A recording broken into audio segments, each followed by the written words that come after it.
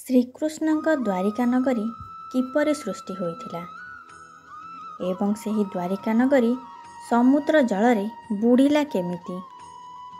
ଦ୍ୱାରିକା ନଗରୀ ସମୁଦ୍ରରେ ବୁଡ଼ିବା ପଛରେ ଦାୟୀ କିଏ?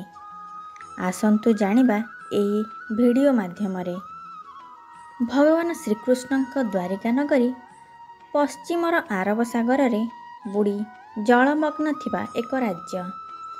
ଯେଉଁ ରାଜ୍ୟକୁ ଅନେକ ବର୍ଷ ପୂର୍ବରୁ ଲୋକମାନେ ଏକ କାଳ୍ପନିକ ରାଜ୍ୟ ବା ଏକ କାଳ୍ପନିକ କାହାଣୀ ବୋଲି ମାନି ଆସୁଥିଲେ। ଏହି ଦ୍ୱାରିକା ନଗରୀ ହେଉଛି ଶ୍ରୀକୃଷ୍ଣଙ୍କ ରାଜ୍ୟ ଏବଂ ସେ ଏହିଠାରେ ନିଜ ରାଜ୍ୟ ଏବଂ ନିଜ ପ୍ରଜାମାନଙ୍କୁ ସୁରକ୍ଷା ଦେଉଥିଲେ। ଦ୍ୱାପର ଯୁଗରେ ଏହି ରାଜ୍ୟଟି ଆରବ ସାଗରରେ ଏକ ଦ୍ୱୀପ ସଦୃଶ ଥିଲା। ପରେ ଏହା ସମୁଦ୍ର ଜଳରେ ବୁଡ଼ି ଯାଇଥିଲା, ଯାହାର ଖଣ୍ଡିତ ଶିଳା ଏବଂ ଅନ୍ୟାନ୍ୟ ପଦାର୍ଥ ଆଜି ଆରବ ସାଗରରେ ମଧ୍ୟ ଦେଖିବାକୁ ମିଳୁଛି। ଆସନ୍ତୁ ଜାଣିବା ଦ୍ୱାରିକା ନଗରୀ ସୃଷ୍ଟି ହେଲା କିପରି। ଭଗବାନ ଶ୍ରୀକୃଷ୍ଣ ମଥୁରାର ବନ୍ଦୀଶାଳାରେ ମାତା ଦେବକୀଙ୍କ ଅଷ୍ଟମ ସନ୍ତାନ ରୂପରେ ଜନ୍ମଗ୍ରହଣ କରିଥିଲେ। ପରେ ପିତା ବସୁଦେବ ତାଙ୍କୁ ଗୋକୁଳରେ ଥିବା ତାଙ୍କ ମିତ୍ର ନନ୍ଦଙ୍କ ଘରେ ନେଇ ରଖି ଆସିଥିଲେ। ଶ୍ରୀକୃଷ୍ଣ ଗୋକୁଳରେ ମାତା ଯଶୋଦା ଏବଂ ପିତା ନନ୍ଦଙ୍କ କୋଳରେ ଛୋଟରୁ ବଡ଼ ହୋଇଥିଲେ ଏବଂ ଛୋଟରୁ ବଡ଼ ହେବା ସମୟରେ କଂସଙ୍କ ଦ୍ୱାରା ପ୍ରେରିତ ସମସ୍ତ ଅସୁରମାନଙ୍କୁ ବଧ କରିଥିଲେ।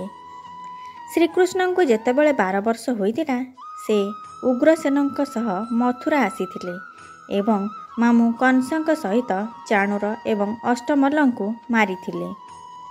କଂସଙ୍କ ମୃତ୍ୟୁର ପ୍ରତିଶୋଧ ନେବା ପାଇଁ କଂସଙ୍କ ଶ୍ୱଶୁର ଜରାସନ୍ଧ ମଥୁରା ଉପରକୁ ଆକ୍ରମଣ କରିଥିଲେ।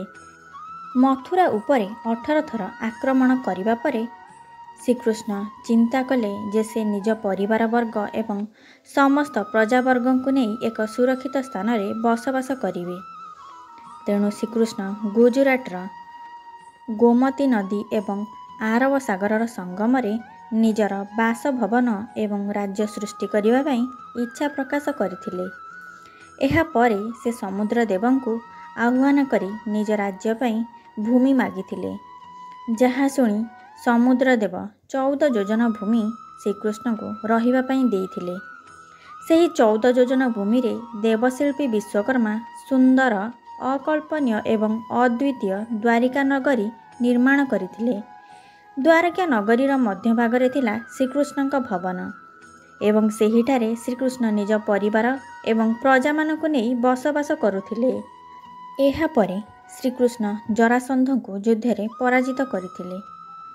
ପୌରାଣିକ ମାନ୍ୟତା ଅନୁସାରେ ଯେତେବେଳେ ମହାଭାରତ ଯୁଦ୍ଧ ଶେଷ ହୋଇଥିଲା, ସେତେବେଳେ କୌରବମାନଙ୍କ ମାତା ଗାନ୍ଧାରୀ ନିଜର 100 ପୁତ୍ରଙ୍କ ମୃତଦେହକୁ ଦେଖି ବାସୁଦେବ କୃଷ୍ଣଙ୍କୁ ଅଭିଶାପ ଦେଇଥିଲେ ଏବଂ କହିଥିଲେ, ଯେପରି କୁରୁବଂଶ ନିଜ ନିଜ ମଧ୍ୟରେ ଯୁଦ୍ଧ କରି ଧ୍ୱଂସ ହୋଇଗଲା, ସେହିପରି ଯଦୁବଂଶ ମଧ୍ୟ ନିଜ ନିଜ ମଧ୍ୟରେ ଯୁଦ୍ଧ କରି ଧ୍ୱଂସ ହୋଇଯିବ। ଏବଂ ଏହି ଅଭିଶାପକୁ ଶ୍ରୀକୃଷ୍ଣ ମଥାପାତି ସ୍ୱୀକାର କରିଥିଲେ। ଯଦୁବଂଶର ଧ୍ୱଂସ ହେବାର ଆଉ ଏକ କାରଣ ହେଉଛି ଶ୍ରୀକୃଷ୍ଣଙ୍କ ପୁତ୍ର ଶାମ୍ବ। ଏକ ସମୟରେ ଦ୍ୱାରିକାପୁରୀକୁ ମହାନ ସାଧୁସନ୍ଥମାନେ ଆସିଥିଲେ, କିନ୍ତୁ ଶ୍ରୀକୃଷ୍ଣଙ୍କ ପୁତ୍ରମାନେ ସାଧୁସନ୍ଥମାନଙ୍କ ପରିହାସ କରିବା ପାଇଁ ଶାମ୍ବଙ୍କୁ ଏକ ନାରୀ ବେଶ କରି ସେହି ସାଧୁସନ୍ଥମାନଙ୍କ ନିକଟକୁ ନେଇ ଯାଇଥିଲେ ଏବଂ କହିଥିଲେ ଯେ ଏହି ନାରୀଟି ଗର୍ଭବତୀ ଅଛି। ଆପଣମାନେ ଏହାର ଗର୍ଭରେ ଥିବା ସନ୍ତାନ ବିଷୟରେ କିଛି କୁହନ୍ତୁ। ନିଜର ପରିହାସ ହେବାର ଦେଖି ସାଧୁସନ୍ଥମାନେ ଅଭିଶାପ ଦେଇ କହିଥିଲେ, ଏହାର ଗର୍ଭରୁ ଯେଉଁ ଜିନିଷଟି ବାହାରିବ ତାହା ଯଦୁବଂଶ ଧ୍ୱଂସ ହେବାର କାରଣ ହେବ। ଅଭିଶାପର ସଙ୍ଗେ ସଙ୍ଗେ ଶାମ୍ବଙ୍କ ଗର୍ଭରୁ ଏକ ଲୌହର ମୂଷଳଟିଏ ବାହାରିଲା। ଏହି ସମସ୍ତ ଘଟଣାକୁ ଯେତେବେଳେ ଉଗ୍ରସେନ ଜାଣିଲେ, ସେ ସେହି ମୂଷଳକୁ ପଥରରେ ଘୋରି ଘୋରି ଏକ ଛୋଟ ଗୋଡ଼ି ଆକାରରେ ପରିଣତ କରିଥିଲେ। ପରେ ସେହି ଲୌହ ଗୋଡ଼ିକୁ ସମୁଦ୍ରର ଜଳରେ ଫୋପାଡ଼ି ଦେଇଥିଲେ।